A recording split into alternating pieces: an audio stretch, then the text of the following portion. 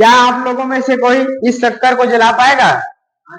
चलो आओ जला के बताना। ये लो माचिस यहाँ।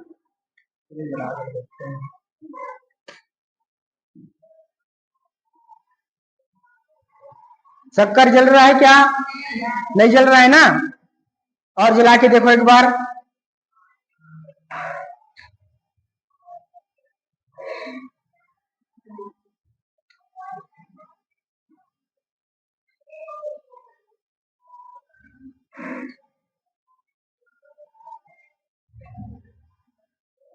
क्या अभी भी शक्कर जल रहा है क्या? नहीं जल रहा है ना? जाओ बैठो, मैं बताता हूँ। तो चलिए मैं आप लोगों को इस शक्कर को जला के दिखाता हूँ, ठीक है? तो शक्कर को जलाने के लिए हमको क्या करना पड़ेगा?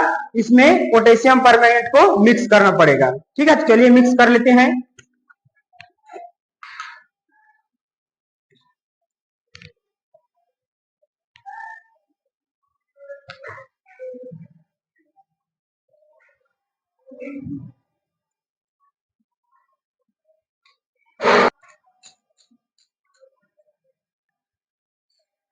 तो इसमें हमने क्या मिलाया है? Potassium permanganate. और यहाँ पे चीनी और पोटेशियम परमैंगनेट का मिश्रण तैयार हो गया है। इन दोनों के बीच की अभिक्रिया को प्रारंभ करने के लिए हमको इसको क्या देना पड़ेगा? उष्मा। क्या देना पड़ेगा? उष्मा। और इसको हम उष्मा कहां से देंगे? इस जलती हुई माचिस की लौ से इसको हम लोग क्या देंगे? उष्मा देंगे, ठीक है? तो चलिए इसको उष्मा देते हैं ताकि जो है इन दोनों के बीच की रासायनिक अभिक्रिया क्या हो जाए? स्टार्ट हो जाए, ठीक है?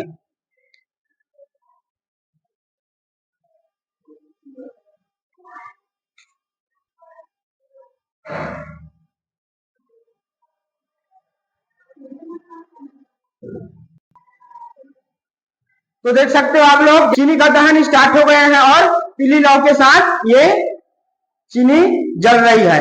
और इस अभिक्रिया में, इन दोनों के बीच की अभिक्रिया में बहुत भारी मात्रा में प्रकाश और गर्मी उत्पन्न हो रही है,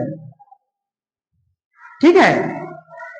तो आखिर ऐसा क्या हुआ कि जब केवल चीनी बस था तो वो जल नहीं पाया, और जब उसमें हम पोटेशियम परमैंगनेट मिलाए तो वो दोनों का मिश्रण जल गया। तो हुआ ये देखो, जब केवल चीनी बस था तो वो क्यों नहीं जला? क्योंकि चीनी के जलने के लिए क्या क्या चाहिए? ऑक्सीजन चाहिए। और क्या चाहिए? उच्च तापमान। उच्च तापमान जो है चीनी को इस माचिस की लौ से नहीं मिल पाया। और दूसरी बात, उसको पर्याप्त मात्रा में ऑक्सीजन नहीं मिल पाया।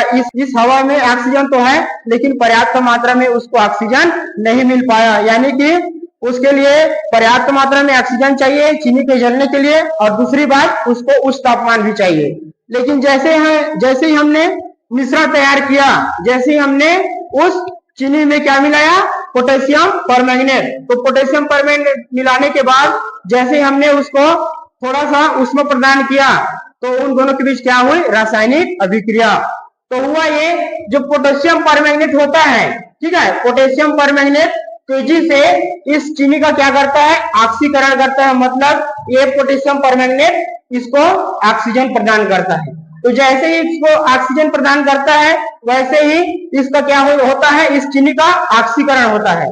तो ऑक्सीकरण में इसको क्या मिल रहा है? ऑक्सीजन।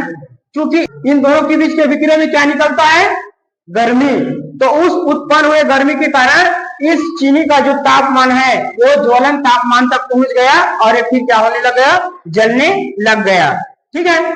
तो चीनी का दहन होने के पीछे दो कारण है, क्योंकि इसको इस पोटेशियम परमैंगनेट से पर्याप्त मात्रा में ऑक्सीजन मिला, और दूसरी बात, इन दोनों के बीच की अभिक्रिया में उत्पन्न हुई गर्मी से इसका ज्वलन ताप बढ़ गया और फिर ये जलने लग गया। तो इन दोनों के बीच क्या है? अभिक्रिया कौन सी अभिक्रिया है? ऊष्माक्षेपी अभिक्रिया।